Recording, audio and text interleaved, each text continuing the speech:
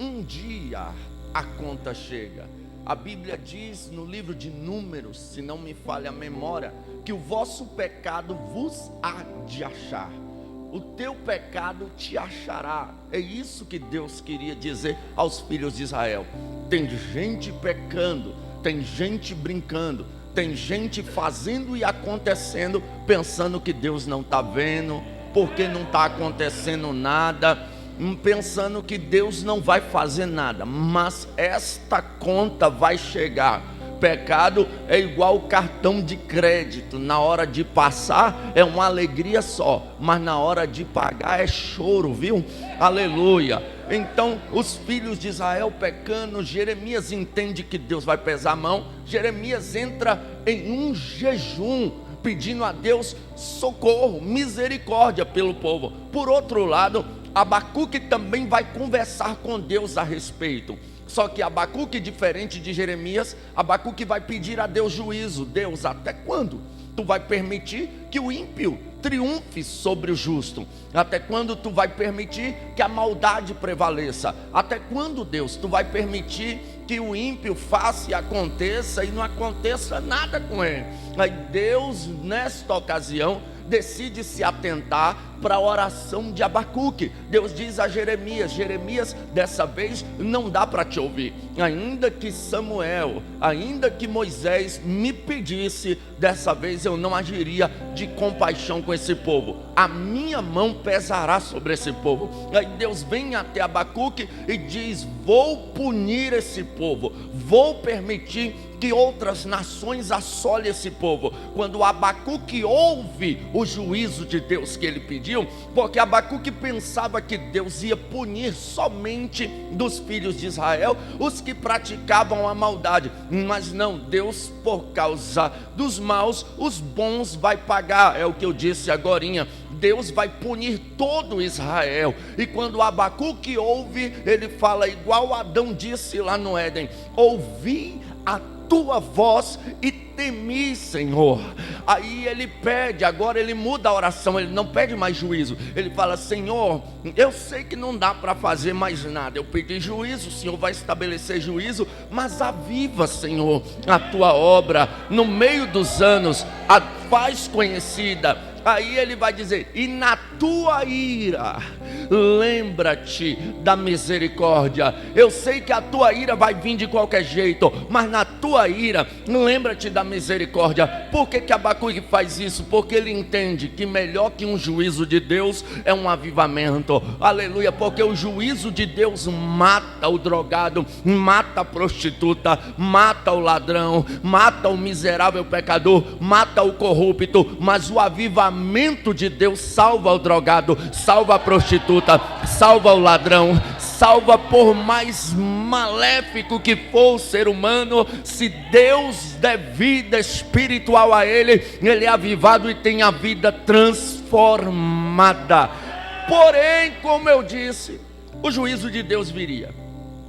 Nabucodonosor está começando o seu império e ele já está fortíssimo. Faraó do Egito também já tem o seu império fortíssimo. Ambos entram em guerra, ambos entram em confronto. Faraó pede passagem ao rei de Judá. O rei de Judá nega passagem a Faraó. Faraó entra e destrói Judá. Começa o juízo de Deus. Agora eles vão entrar em uma grande batalha. A batalha conhecida como a Batalha de Cárquemes, porque foi realizada na cidade de Cárquemes. Foi um grande confronto, um confronto muito sangrento, aleluia, onde Nabucodonosor, rei da Babilônia, sai vitorioso sobre Faraó do Egito. Duas maiores potências do mundo na época entram em guerra e ambos em confronto. Nabucodonosor vence. Quando Nabucodonosor vence, ele passa a governar o mundo inteiro. Todos os povos tribos, línguas e nações foram governadas por Nabucodonosor. Nenhum outro rei conseguiu fazer essa façanha. Somente Cristo vai reinar sobre todos os povos, tribos, línguas e nações. Mas Nabucodonosor, na época, ele governa. E quando está bem o seu governo, está edificada a grande Babilônia, como ele mesmo disse, não é essa a grande Babilônia que eu edifiquei. E Deus dá uma punição para ele. Ele vai parar no mato comendo capim, até que ele recorda que é Deus que faz, é Deus que opera, é Deus quem sustenta. Porque o mal do ser humano é pensar que ele faz alguma coisa, que ele merece alguma coisa. Não somos nada, mas o Deus que nós cremos, ele é tudo. Então Nabucodonosor, ele criou a Babilônia, aquela cidade que tinha uma fortaleza incrível. Era praticamente impossível atravessar os muros de Babilônia naquela época. Ele fez os jardins suspensos e deu de presente para sua esposa. Os jardins suspensos eram uma das 7 maravilhas do mundo antigo. Era a mesma coisa que eu pegasse ou a Torre Eiffel, ou o Cristo Redentor, ou as pirâmides do Egito, ou a Estátua da Liberdade, e desse de presente para minha esposa. Foi isso que Nabucodonosor fez. E ele fez um jardim no ar, uma das 7 maravilhas do mundo. Fico pensando, quando eu dou uma rosa para minha esposa, ela já fica feliz. Imagine se eu desse um jardim que parecia uma cidade em cima do céu para minha esposa. Ela ia ficar maravilhada. A esposa de Nabucodonosor deve ter dormido feliz demais o dia que ela ganhou esse jardim. Aleluia. Então Nabucodonosor era de fato um bom líder, um bom homem.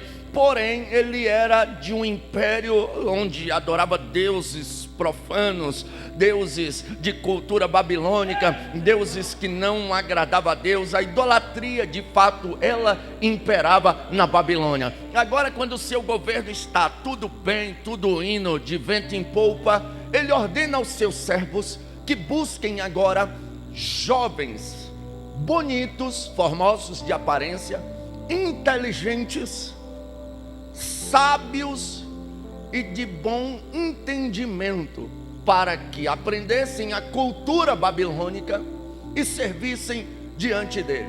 Então vão sair pegando jovens. Não era qualquer jovens. Quando eles chegam em Judá, eles vão pegar jovens da classe nobre de Judá. Dobre sua atenção. Ele vai pedir que pegue jovens da classe nobre, porque o inimigo, ele não quer quem não pertence à linhagem real. Se ele está te atacando, se ele tem tentado contra a tua vida, se ele tem interesse em ti, e ele tem, é porque você pertence à nobreza. Eu fico olhando, eu ando meio assustado, porque tem lugar que pregador do evangelho não tem mais vez. Estão colocando um coaching para trazer uma mensagem emocional de autoajuda para a igreja. Eu fico pensando, será que a igreja está tão para baixo assim, para a gente precisar de um coaching? Para, em vez de pregar a palavra, dar palestra para a gente não precisa de coaching, nem mensagem de autoajuda. Nós já temos ajuda do alto.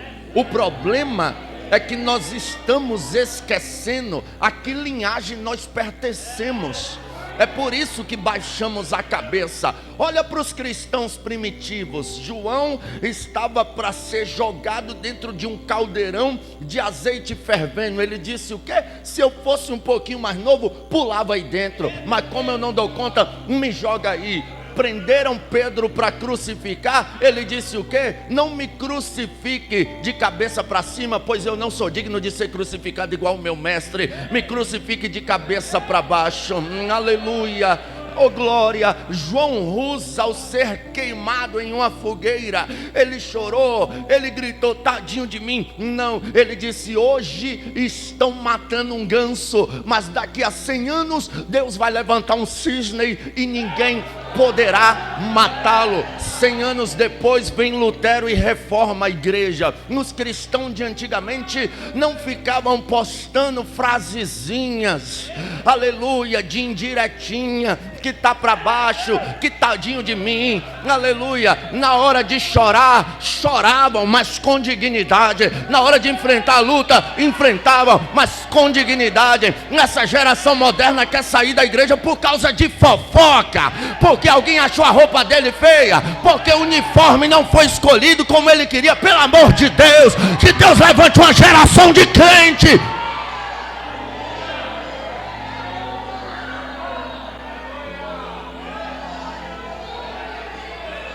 Nós pertencemos à linhagem real. Você não foi comprado. Pedro disse o quê?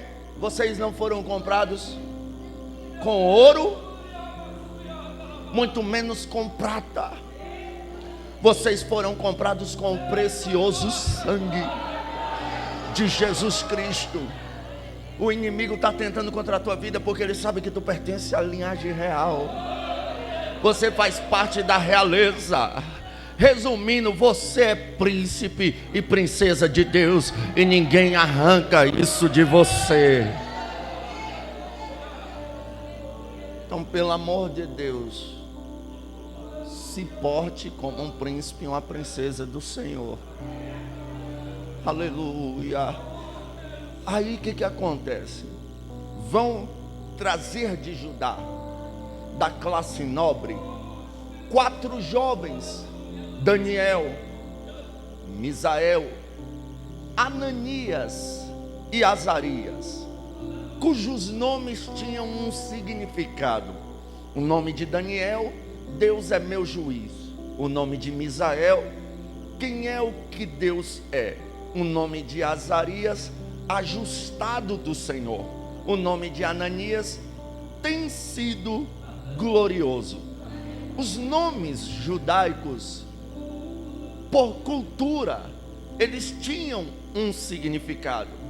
Você vai ver que toda vez que uma estéril dava luz a um filho, depois de tentar muito, orar muito e Deus fazer um milagre, ela dizia: vou chamá-lo de tal, porque o Senhor tirou minha vergonha, porque o Senhor me honrou. Todos os nomes judaicos tinham de fato um significado.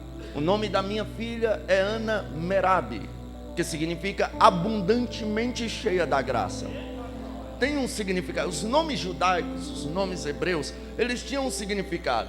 Porém, quando chega na Babilônia, a primeira coisa que Nabucodonosor vai fazer é mudar o nome desses rapazes, de Daniel para Belsazar, de Ananias, Azarias e Misael para Sadraque, Mesaque e Abidnego, que eram nomes que apregoavam aos deuses pagãos da época. E quando ele faz isso, agora ele determina que todos os sábios, os que foram buscados, os jovens, Severino Pedro da Silva vai dizer que eles tinham entre 14 e 16 anos, estavam na adolescência, e o rei determina, a Bíblia chama de ração, uma ração diária. O manjar do rei era uma ração diária para que eles comessem e também bebessem do vinho que o rei servia. Mas a Bíblia diz que Daniel, olha só, um jovem na idade de 14 aos 16 anos, ele propõe no seu coração não se contaminar com os manjares do rei, com as iguarias do rei, a comida que o rei oferecia, muito menos com o seu vinho. Isso me chama atenção. Por quê? Porque os banquetes do rei eram banquetes de comidas saborosas,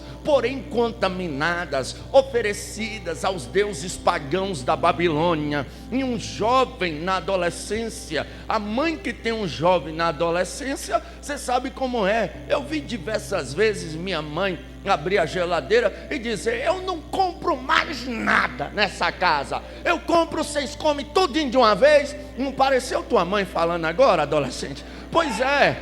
E adolescente é desse jeito, porque está em fase de formação, os ossos crescendo, o corpo crescendo, o cabelo crescendo, precisa de muita vitamina. Adolescente come igual um leão amarrado.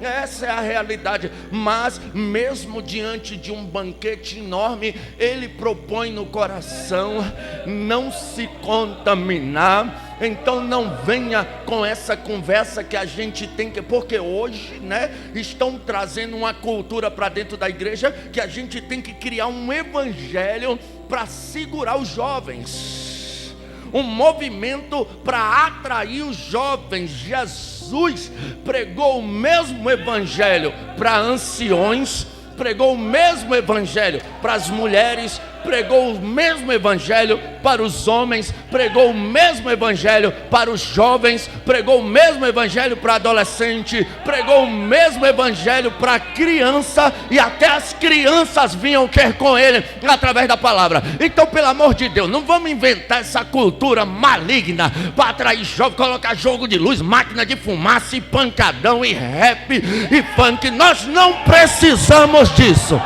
Aleluia. Se a palavra não libertar o jovem, nada mais liberta. O que liberta ainda é a palavra.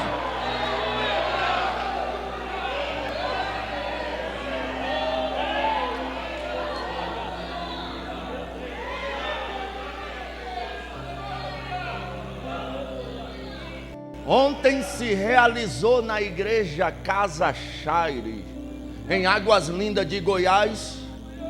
Vem novinha o culto.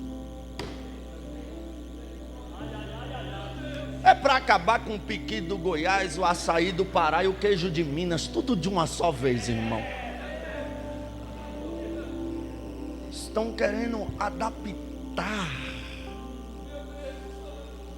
um falso evangelho, uma falsa doutrina. São os carnais, doutores segundo suas ímpias concupiscências, os quais causam divisões sensuais na igreja, os quais implantam costume que não nos é lícito. Aleluia. Mas ainda tem crente protestante, tá? Ainda tem crente que não vai aceitar. Jesus disse o quê? Que largo e espaçoso é o caminho que conduz à perdição, e muitos são os que vão por ele. Aleluia. Apertado é o caminho que conduz ao céu, são poucos que vão, mas esses poucos vão, isso é o que importa. Os carpinteiros da atualidade estão fazendo portas larguíssimas, mas a porta que o carpinteiro de Nazaré fez é estreita, não passou por reforma, não vai ser reformada. Então esse evangelho dessa liberdade que Jesus não deu, a Bíblia diz que em Cristo, no Espírito Santo, nós temos liberdade, mas não é para dar liberdade à carne, é liberdade no Espírito, é liberdade. Não adianta, pensam eles que criando esses movimentos se achegarão a Deus, mas não se achega a Deus com métodos, se achega a Deus dobrando o joelho, se achega a Deus orando, se achega a Deus jejuando, se ouve Deus através da palavra de Deus. É assim que se aproxima de Deus. Nunca em toda a história da igreja alguém conseguiu se aproximar de Deus sem ser através da oração. Por que é que agora vão conseguir? Sem ser através da entrega, por que é que agora vão conseguir? A santificação, a entrega, a adoração, a oração ainda é o caminho que nos faz nos achegar a Deus. Aí ele vai determinar uma comida diferente. Mas Daniel, não como, não me contamino, isso não me serve.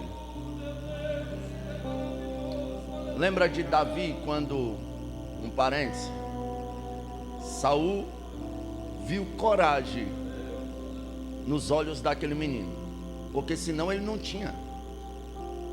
Saul era um homem de guerra, Saul tinha guerreiros de excelência. Aí chega um menino e diz: deixa eu enfrentar esse gigante. Eu estava no campo, Veio o urso, eu lutei com o urso. Veio o leão, eu lutei com o leão.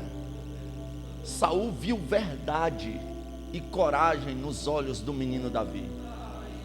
Ele falou: já que tu vai, né? Teu irmão Eliabe não teve coragem. Abinadab muito menos. Eliabe quer cadeira. Abinadab quer cadeira. Samar quer cadeira. Quer título. Quer ser consagrado. Quer diploma. Davi não. Davi quer cair para dentro. Davi quer ganhar alma. Davi quer salvar o seu povo.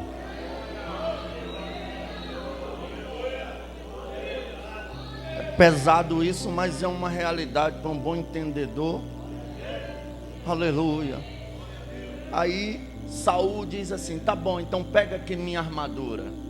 Davi veste a armadura. Aí a Bíblia é bem categórica em dizer que Davi fala para Saul após vestir a armadura: não posso andar com isto.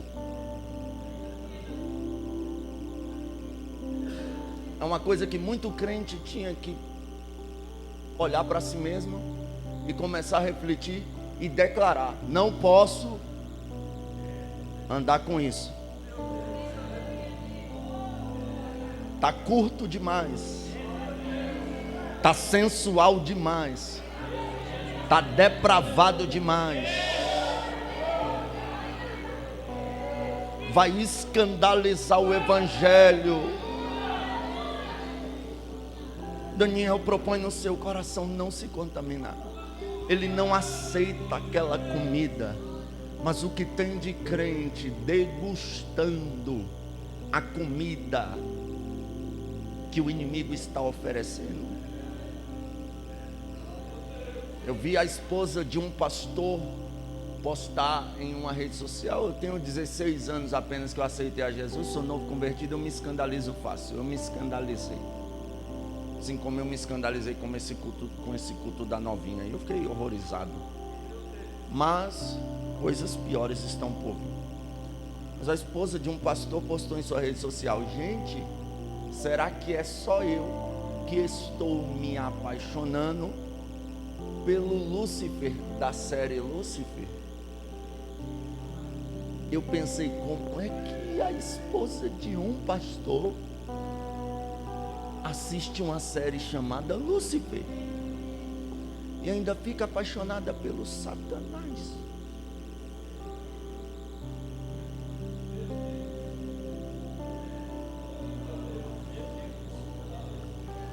Porque essa é a ideia da cultura diabólica.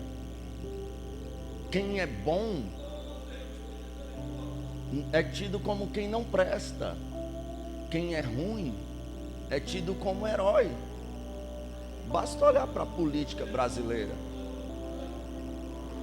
né? O povo quer ridicularizar o que é certo e exaltar o que é errado. O povo gosta do que não presta. Pega o que não presta, porque a cultura hoje, mundana, o rapaz chega à idade aí, né? Pai até crente aí, meu filho, ainda é virgem ainda? Não sou, pai. Mas tu já está grande, meu filho. Quando é a filha, a conversa é diferente, né? Quer consagrar a filha a primeira freira das Assembleias de Deus no Brasil. Mas quando é o rapaz, e aí já está namorando, já está pegando um e outra. Mas isso não deveria acontecer nem fora da igreja, nem dentro. Porque é honra tanto para o rapaz como a moça casar-se virgem. Mas isso é ridículo para o mundo, um rapaz casar virgem.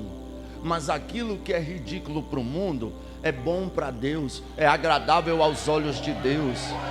É claro que a gente entende pessoas que vieram do mundo, não conheciam a palavra, não tinham princípios, mas se converteram, nasceram de novo e agora são virgens em Cristo Jesus, mas tem que se guardar para casar no altar. Agora tem moça que parece uma bola de basquete, já passou na mão de todo mundo.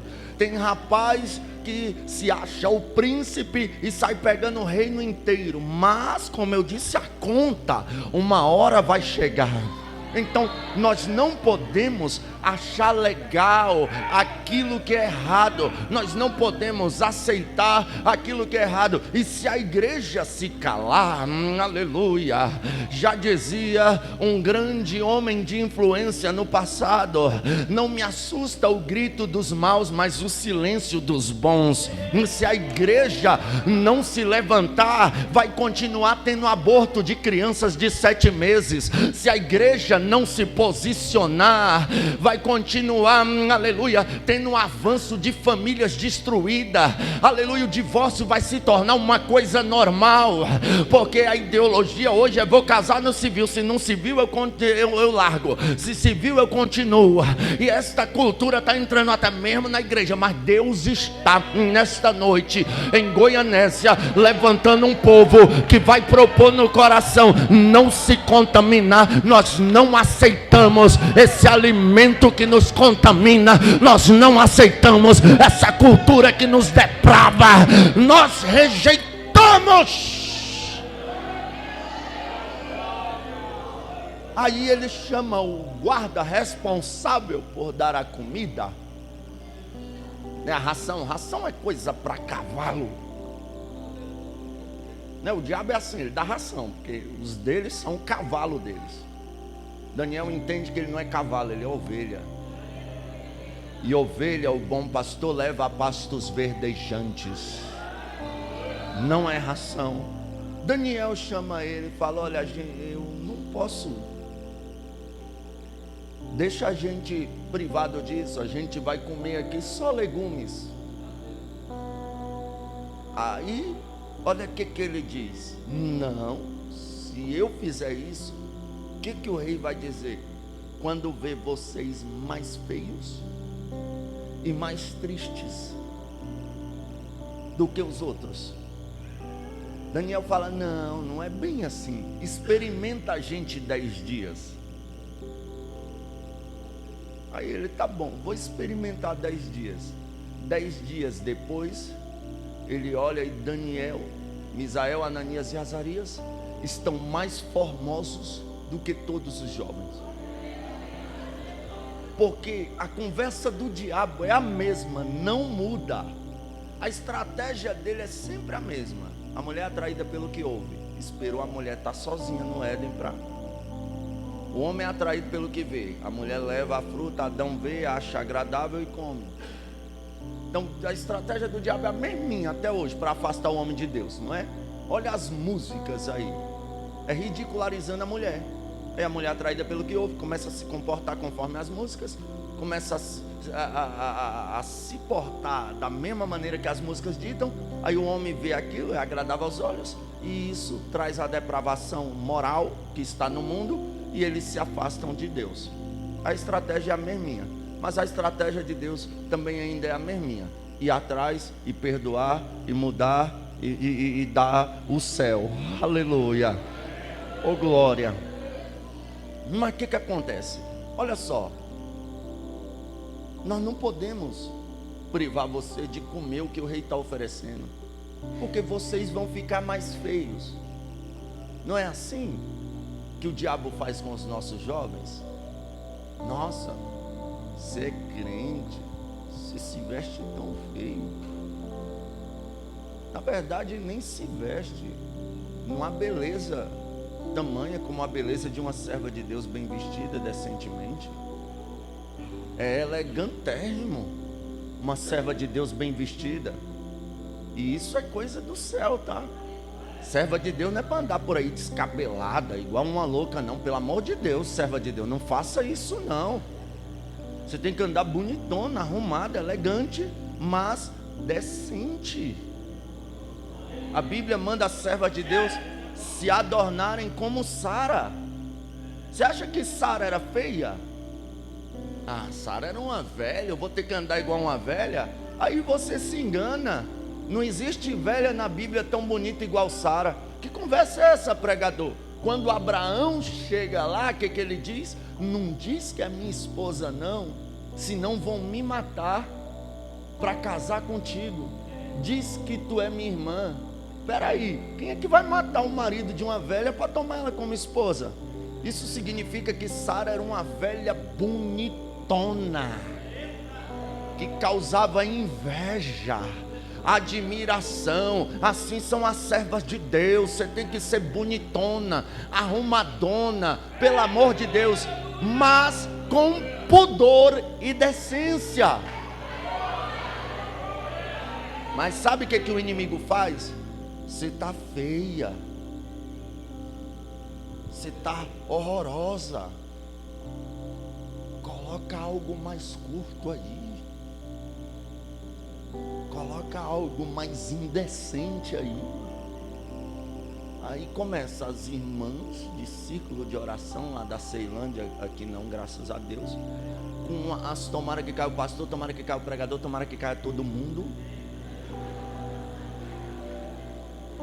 Aí vai para a internet mostrando tudo, tirando foto de bumbum empinado, mostrando o decote, os seios, e a frasezinha: o Senhor é meu pastor e nada me faltará. Está faltando vergonha, uma costureira crente, pudor, decência, está faltando muita coisa. É, né? Aí o diabo vem do mesmo jeito pro rapaz: rapaz, você está tão feio, você está parecendo o Bob Esponja, calça quadrada. Veste uma coisa mais arrochadinha. Aí um rapaz pega a calça da irmã dele, porque eu não acredito que aquelas calças sejam de homem, não. Não.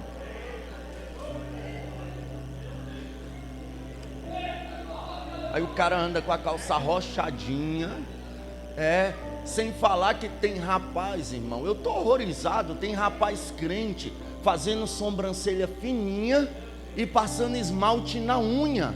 Pelo amor de Deus, sem falar nos que vão pro TikTok dançar, desenrola, bate, não sei o que lá de ladinho.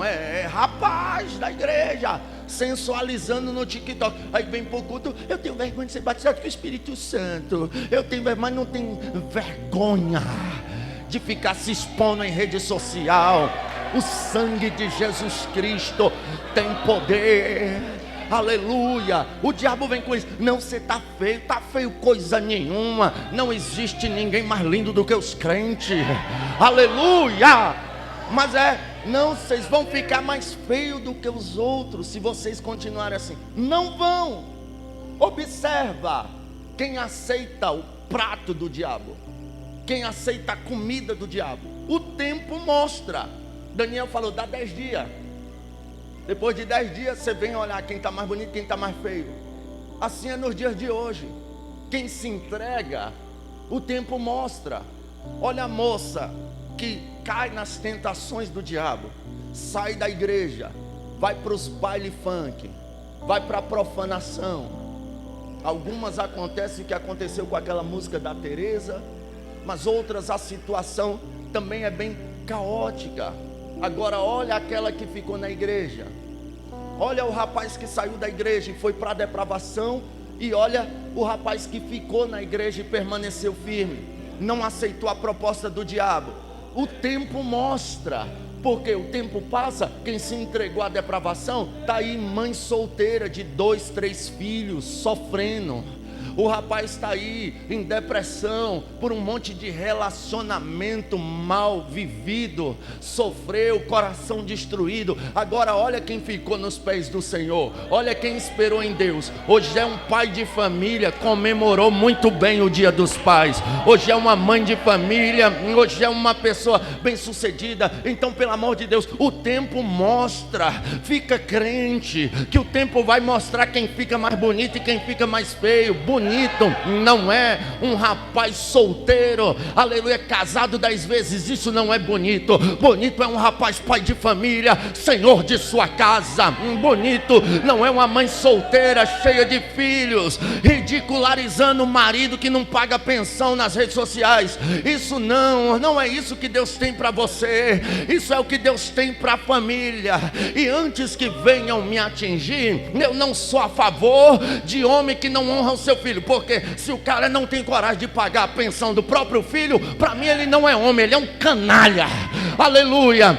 Eu não sou a favor disso, não sou a favor. Eu tenho princípios, eu quero o bem da igreja. E se a gente rejeitar o que o mundo nos oferece, Deus tem o melhor para nós. Deus tem o melhor para nós. Aí eles ficam mais bonitos, mais formosos, porque eles rejeitam. Então está tudo legal. Estão bem, se manteram íntegros na Babilônia. Por mais, eu vou liberar uma palavra profética. Por mais feio que fique a situação do mundo em que vivemos, Deus vai nos manter íntegros. Nós vamos permanecer fiéis a Deus, crentes em Cristo Jesus, até que o Senhor venha. Aí Nabucodonosor tem um sonho, e aqui eu encerro. Eu gostei daqui, deu até vontade de vir congregar aqui. Percebi que o povo gosta de Bíblia e passaram até cedo. Esses dias eu fui num culto, o Caio estava comigo. Irmão, cada cantor cantou cerca de 8 hinos. E tinha um monte de moças de coreografia dançando, que eu não sou contra, né? Eu acho até bonitinho. Mas elas revezavam dançando e eles foram cantando, e o tempo foi indo. Eu falei, gente, hoje o pregador fez parte da coreografia. Dancei, porque o meu horário já se foi.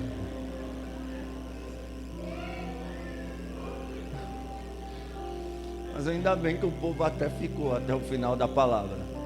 Mas é ruim, a gente fica preocupado. Aqui não, percebi que o povo aqui gosta de Bíblia. Um dos maiores avivalistas vivos no Brasil, ele disse que a honra que dá-se a Jesus mede-se pelo valor de sua palavra. A igreja que honra Jesus honra a palavra. E vocês estão de parabéns por isso. Mas deixe-me caminhar para encerrar. Olha só, o que acontece, irmãos? Nabucodonosor tem um sonho, e esse sonho perturba o espírito dele. Depois que ele é perturbado por esse sonho, ele não consegue mais nem dormir. Quando é pela manhã, ele manda chamar os magos, os caldeus, os astrólogos, os adivinhos, os sábios da Babilônia, todos. E ele fala para eles: eu tive um sonho que perturbou o meu espírito, fugiu o meu sono, não consegui mais dormir, e eu quero saber de vocês qual é o meu sonho e a interpretação dele. Aí a Bíblia diz que eles, em linguagem aramaica, disseram ao Nabucodonosor: diga-nos, ó rei, o sonho e daremos a interpretação. O rei disse: coisa nenhuma. Se eu contar o sonho, vocês vão se ajuntar entre si, vão combinar uma interpretação falsa para me ludibriar. Vocês vão ter que contar o sonho e ainda dar a interpretação. E detalhe, se vocês não me derem a interpretação do meu sonho, vocês morrerão e a casa de vocês será feita em monturo. Aí eles falaram: mas rei, nenhum rei, por mais poderoso que seja, exigiu tal coisa de seus servos. Nós não podemos fazer isso. Só os deuses podem fazer isso. Nabucodonosor fica indignado. Já que vocês não conseguem contar o meu sonho, nem dar a interpretação dele, vai morrer todo mundo. E ele ordena que morra todo mundo. Aí a Bíblia Sagrada diz que os servos, de Nabucodonosor sai pegando todos os sábios, astrólogos, caldeus e toda a classe para morrer. Aí pegam entre os sábios Daniel, Misael, Ananias e Azarias. Aí Daniel: peraí, por que é que eu vou morrer mesmo? O que está acontecendo? Aí eles falaram: olha, porque o rei teve um sonho assim, assim, assim, e ninguém soube interpretar. Daniel disse: peraí, diga ao rei que me dê um tempinho porque eu falarei o sonho e darei a sua interpretação. Aí ele conversa com o rei, o tempo é dado. Daniel chama Sadraque, Mesaque, Abidnego, né, Misael, Ananias e Azarias, e os convoca para orar, para que Deus revele o sonho e dê a interpretação. É uma coisa que a igreja moderna está se esquecendo, que o crente ainda resolve as coisas orando. O crente ainda enfrenta as pelejas orando.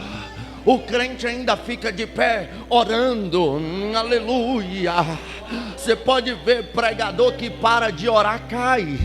Cantor que para de orar, cai. Pastor que para de orar, cai. Tem muito pastor escandalizando o evangelho porque parou de orar. Não ora mais, está rico demais para ir para ciclo de oração, está grande demais para ir para ciclo de oração, tem problema de igreja demais para resolver para ir para ciclo de oração. Mas crente não pode parar de orar, porque crente vence as coisas é no joelho. Aleluia.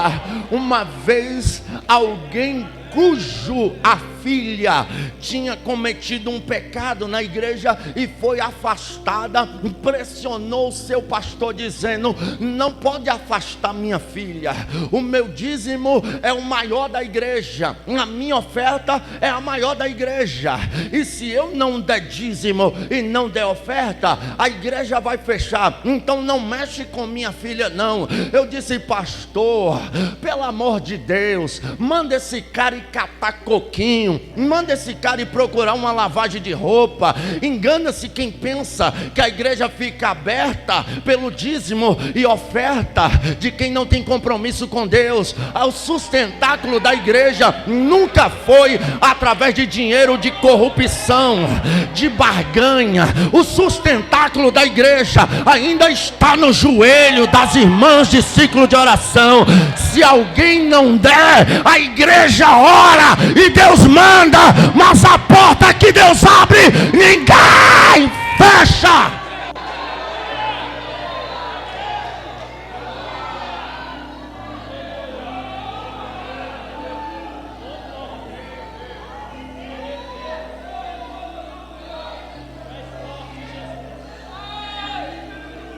Eu vou dizer algo pesado aqui. 40% das igrejas brasileiras, quem manda lá não é mais o pastor, é os empresários. O pastor dá uma ordem, o empresário dá outra. Prevalece a ordem do empresário. Você é um pastor ou um pastel? Coloque esse empresário no lugar dele. Não podemos fazer dois pesos e duas medidas. O pobre tem que ser tratado de um jeito e o rico também. Jesus não fazia acepção de pessoas, mas tem muita gente fazendo. Mas Deus ainda tem pastor que honra as calças que veste, que vai botar ordem na casa, porque ele há de prestar conta do rebanho diante de Deus.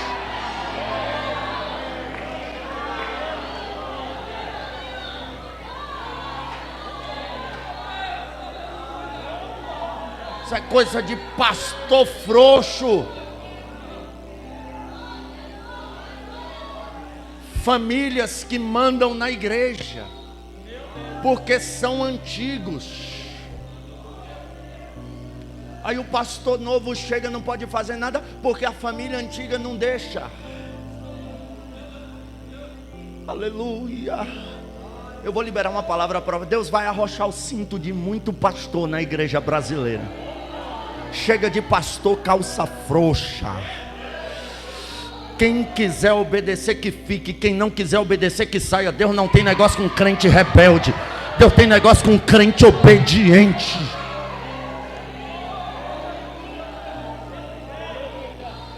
Então crente ainda resolve as coisas orando.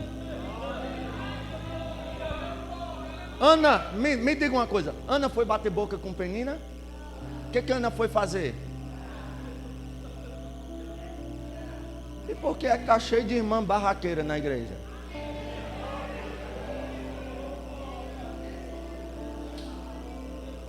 Por que é que vão bater boca com Penina?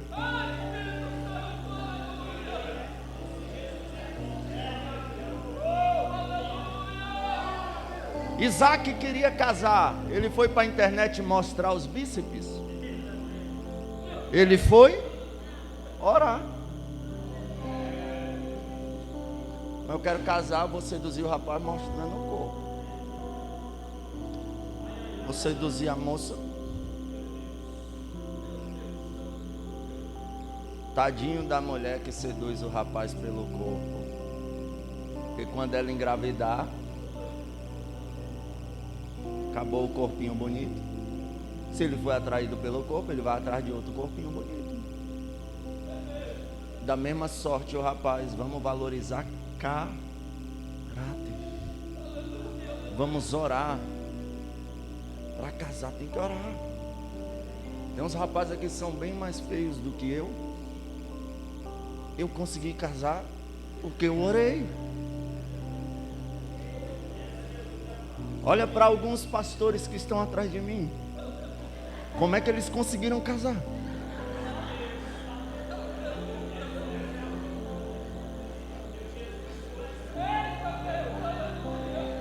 Orando. Para casar, orar. Para porta de emprego, orar. Para aceitar um cargo ministerial na igreja, orar. Né? Tudo que a gente tem que fazer, a gente tem que orar. Olha o que aconteceu com a família de Elimeleque, Noemi, Malom e Quilion. Veio rumores de fome, em vez de eles irem orar, né? Não confiaram em Deus.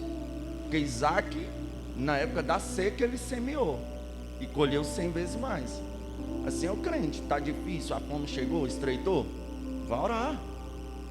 Peço orientação para Deus, mas eles não se orientam, não vão orar. Saem de Belém, vão para Moabe e lá morre Elimeleque, Malom e Quilion. Então é frustrante, por quê? Porque não oraram. Decisões sem oração pode gerar morte física, espiritual. Então crente resolve as coisas orando. A ameaça ali para eles era de morte. O que eles foram fazer? Protesto? Não, eles foram orar. E quando eles oraram,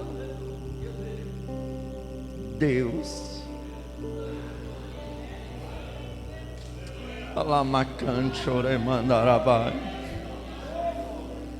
revelou a Daniel. Aí no capítulo 2, Daniel faz um cântico de exaltação a Deus. Daniel 2:22, ele vai dizer que Deus é o Deus que revela o oculto, o profundo e o escondido, conhece o que está em trevas e com ele habita a luz. Ele faz um cântico de exaltação a Deus. Eu vou frisar isso aqui. Aqui eu parto para encerrar esse sermão. Ele faz um cântico de exaltação a Deus. Ele chama lá o guarda e diz: olha, Deus me deu a revelação, me leve diante de Nabucodonosor. E ele chega diante de Nabucodonosor. Nabucodonosor fala: tu podes, Daniel, revelar o meu sonho e dar a interpretação dele? Daniel olhou e disse: eu? Não.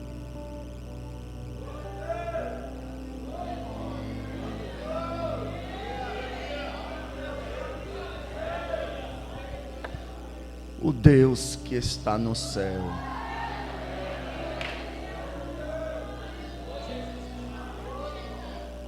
Por que é que nós cantamos canções hoje que só exaltam o homem?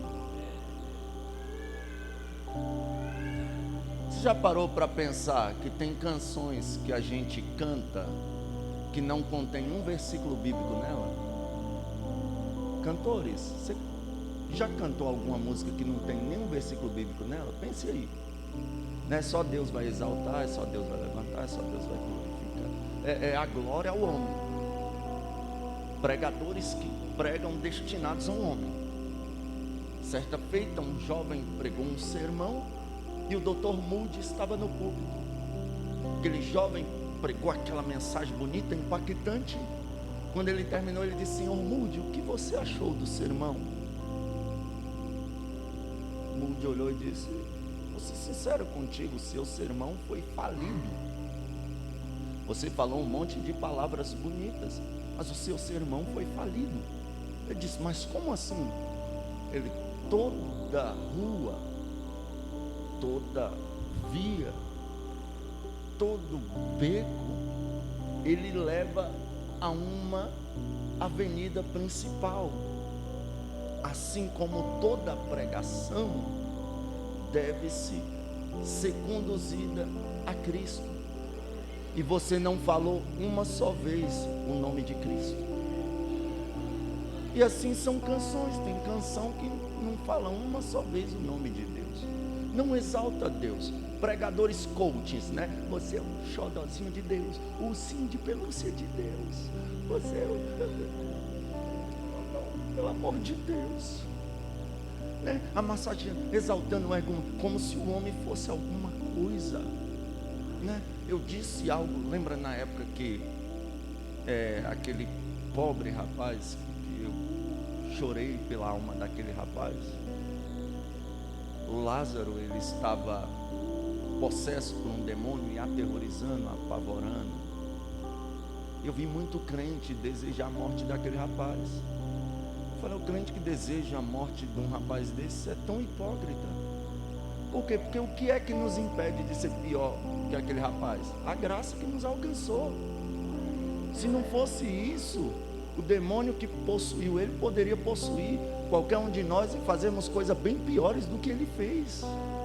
Nós não somos nada, nós não prestávamos para nada. Se a gente for olhar, a salvação nem era para nós. O que seria de nós se os judeus tivessem aceitado a salvação de cara? Nós estávamos indo para o inferno agora, mas graças a Deus que eles rejeitaram e Cristo nos deu uma oportunidade. Então nós não somos nada, mas a graça nos alcançou e a misericórdia também. Se não fosse a graça e a misericórdia, graça, favor não merecido. A graça, Deus nos dá o que nós não merecemos. Merecíamos ser salvos? Não. Merecíamos a comida que comemos hoje? Não. Merecíamos a roupa que estamos vestidos? Não, mas Jesus com sua graça nos salvou, nos deu comida, nos deu bebida, nos deu família. E com a sua misericórdia, graça é Deus nos dá aquilo que não merecemos. Misericórdia é Deus não nos dá o que merecemos. É por isso que Abacuque falou: na ira, Senhor, lembra-te da misericórdia. Ou seja, na tua ira, Deus não nos dá o que nós merecemos. Que eu sei que nós merecemos é a ira mesmo, é sofrer mesmo. Mas Jesus com a sua misericórdia não nos dá o que nós merecemos, e com a sua graça Ele nos dá o que nós não merecemos.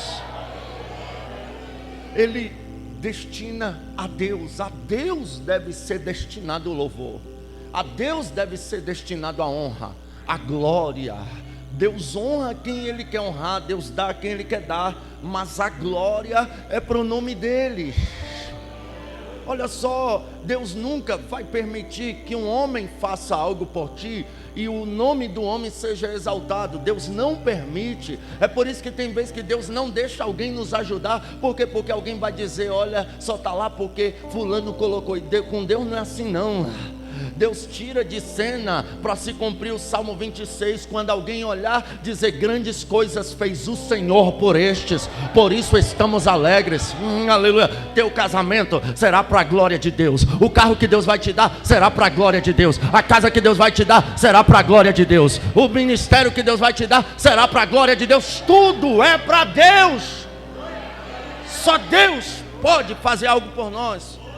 Daniel disse: eu não, era a oportunidade dele de se comportar conforme os gregos, atrair a glória para si, porque os gregos divinizam homens e humanizam deuses.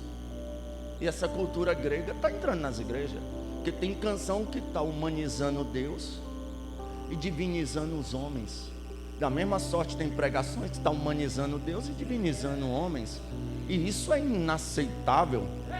Não podemos aceitar. A glória que é para Deus é de Deus. Olha aí, você chama um pregador aí desses que se acha o Deus da pregação, ele exige aí um cachê de 5, 10 mil, hotéis de 5 estrelas, restaurantes de 5 estrelas, alguns deles que eu já presenciei fatos de um irmão chegar com um carro novinho e ele, que é isso, irmão? Vai me buscar nesse carro? Manda o pastor presidente mandar um carro executivo para vir me buscar aqui, uma caminhonete no mínimo, ou um carro de luxo aí, senão eu não saio daqui do aeroporto. Eu sendo pastor dizia, volte daí mesmo para casa. Mas aleluia, as pessoas fazem tudo e só existe eles porque tem alguém que patrocina eles. A pena mais forte não é para quem comete o crime de receptação do que para quem rouba. Por quê? Porque só existe o ladrão porque alguém compra mercadoria roubada. Se ninguém comprasse mercadoria roubada, ninguém roubava. Assim só existe esses mercadores da fé, esses pilantras da fé, me perdoe a expressão, esses charlatões do evangelho, profissionais de púlpito, porque tem alguém que patrocina eles. Aí eles estão se achando os deuses do Pentecoste, os deuses da mensagem cristã, mas vocês não são deuses, como foi dito, aleluia, louvado seja Deus. Você não é Deus. O rei de Tiro, né? O rei de Tiro se achava Deus. Aí Deus toma o profeta e diz, você não é Deus, você é um ser humaninho, a escória, o vermezinho de Jacó. Então, pelo amor de Deus, aqui a glória é para Deus, o louvor é para Deus, a honra é para Deus. Aqui quem manda é Deus, quem faz é Deus. O centro é Deus. O centro é Deus. Aí Daniel falou, rei, o sonho que tu tiveste foi assim. Tu sonhou com uma estátua muito grande. Essa estátua tinha a cabeça de ouro, o peito e os braços de prata, o abdômen de bronze, as pernas de ferro e os pés, metade ferro, metade barro. E no seu sonho você viu como uma pedra, como se alguém tivesse lançado, mas ela não foi lançada por mão nenhuma, ela se lançou por si só.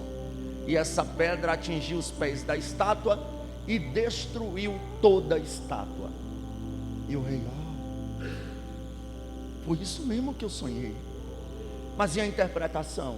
Ele diz, a interpretação é só uma, rei.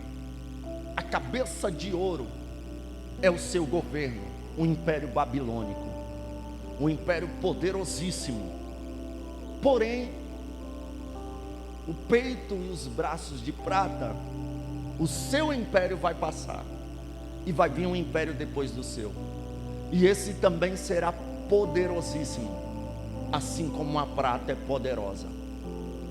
Porém, esse império da prata, que é o peito e os braços de prata, também vai passar, rei.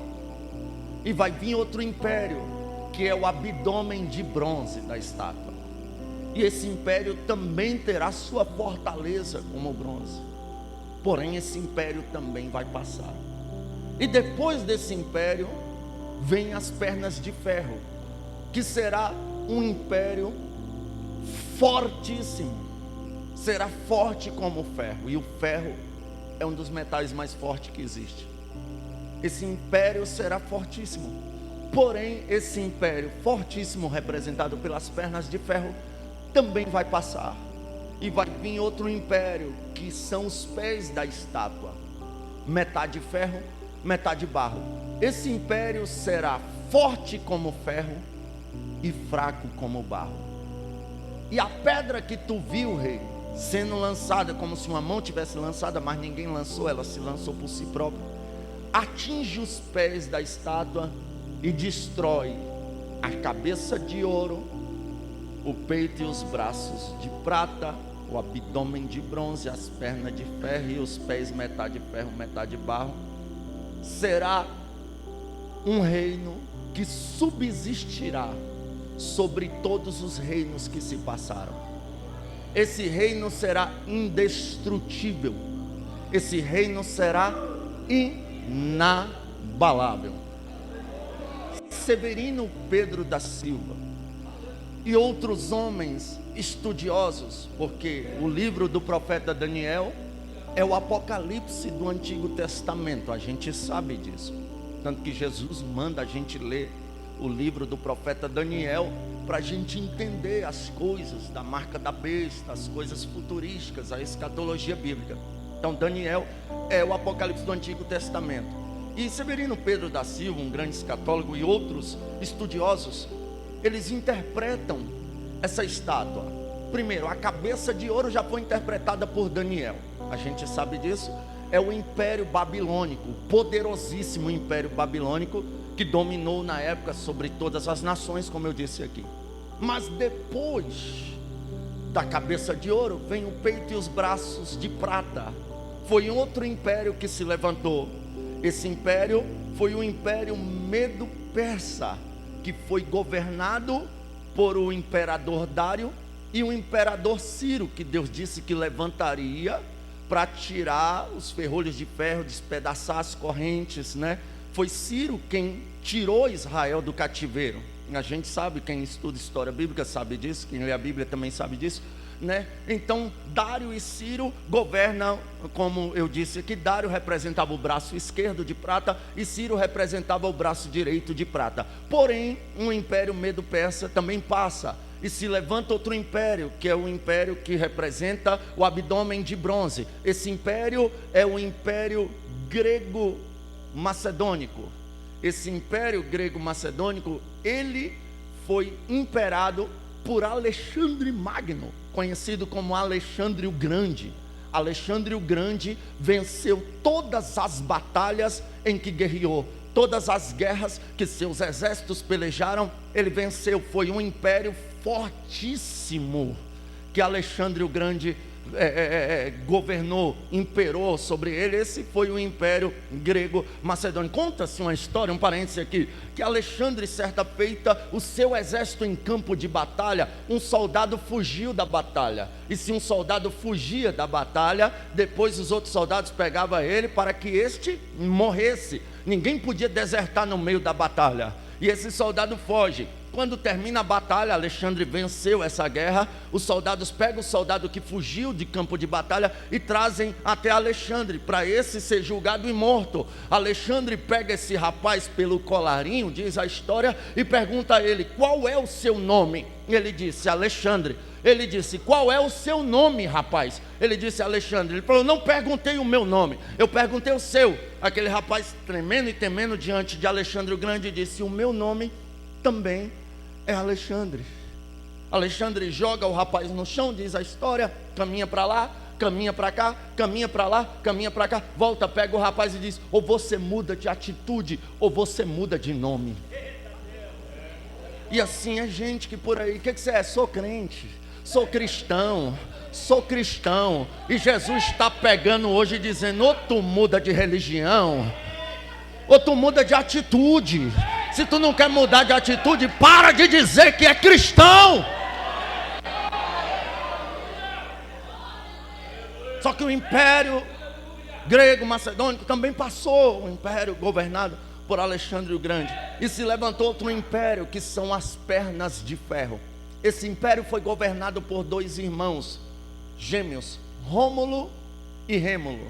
Então as duas pernas foi um império dividido em dois. Esse império era forte como o ferro. Que império foi esse? O império mais poderoso que nós tivemos entre todos os impérios, que fora o Império Romano. Ele realmente fora fortíssimo como o ferro. Foi o império que mais matou cristãos. Quem conhece a história da igreja sabe. O Império Romano, ele foi um império terrível. Eles crucificaram até mesmo o nosso Cristo, para você ver a força que tinha esse império. Cristo foi crucificado no Império Romano. Só que o Império Romano também passou, e se levantou outro império, os pés da estátua, metade ferro, metade barro. Um império forte como ferro e fraco como barro. Que império é esse? É o império que nós estamos vivendo. Socialismo, comunismo, capitalismo, o mundo global que nós estamos vivendo hoje. Por quê? Porque ele é forte como o ferro e é fraco como o barro. Quantas vezes nós não estudamos sobre os poderosos canhões da Rússia? Quantas vezes nós não ouvimos de nações poderosas que tinham medo de entrar em confronto com a Rússia por causa de suas bombas nucleares? como é que um país tão pequeno como a Ucrânia aguenta mais de 3 meses de guerra com uma potência tão forte como a Rússia? Isso significa que o mundo hoje, a Rússia, esse império, é tão forte como o ferro, mas ao mesmo tempo é fraco como o barro. Olha essa pandemia. A Europa sempre se gabou por ser países de primeiro mundo. O FMI publicou recentemente que só o Brasil e a Noruega não estão em fase vermelha econômica. Para a gente ver, graças a Deus, que Deus teve misericórdia do Brasil, né? Para você ver, mas antigamente o Brasil era tido como um país lá de quinta categoria, não respeitavam o Brasil de jeito nenhum. Ao mesmo tempo que é fraco é forte, ao mesmo tempo que é forte é fraco. É o mundo, a globalização que nós estamos vivendo, é esse império. Só que Daniel vê uma pedra vindo, como se alguém tivesse tacado, mas não foi ninguém, ela se tacou por si só. E ela atinge os pés da estátua e destrói todos os reinos passados. Que pedra é essa? A pedra que os edificadores rejeitaram, a pedra angular, a pedra de esquina, a pedra que disse: Pedro, tu és Pedro, e sobre esta pedra eu edificarei a minha igreja, e as portas do inferno não prevalecerão contra ela. A pedra que derrubou o gigante Golias, a pedra que jorrou água no deserto, aleluia. A pedra que quem edificar a casa sobre ela, o vento vem, a tempestade vem e ninguém derruba. Que pedra é essa? Essa pedra é Jesus Cristo. Ele virá e dominará sobre todos os povos, tribos, línguas e nações, e o reino dele, a qual nós pertencemos, será indestrutível, será inabalável, será eterno, aleluia. Ele, pelo sopro de sua boca, ele vai destruir o anticristo, vai amarrar Satanás, e a igreja com Cristo reinará 1000 anos. Ele reinará para sempre. Ele julgará grandes, pequenos, o mar vai dar seus mortos, a terra vai dar seus mortos. Ele vai julgar todos os povos, tribos, línguas e nações. E eu me alegro porque a igreja não será julgada no trono branco, mas ela vai estar à direita do Pai. Esta pedra é Cristo Jesus, e a qualquer momento a igreja será arrebatada. Cristo virá e o seu reino será maior do que todos os reinos que já se passaram. Só quem está esperando a vinda de Cristo, levante a mão e dá glória para Jesus e adore a Jesus. Estamos vivendo os últimos dias. Essa pedra já está vindo. Essa pedra já está vindo. Jesus está voltando. E um dos sinais da vinda de Jesus dos últimos dias e há de ser que nos últimos dias derramarei do meu espírito sobre os meus servos e as minhas servas. Então seja cheio agora. Agora seja tomado pela glória. Quem já é batizado seja renovado. Quem não é, seja batizado agora.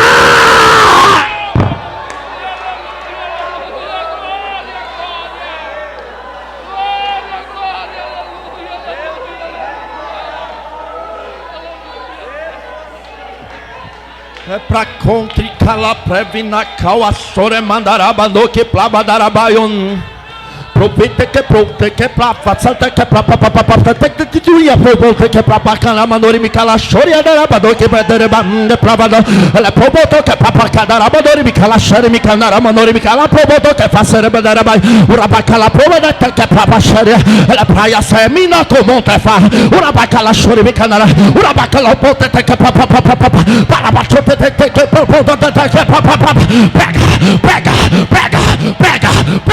pega, deixa Jesus te encher, deixa Jesus te batizar, seja cheio. Agora se coloca de pé adorando. A glória desceu, a glória desceu, a glória desceu.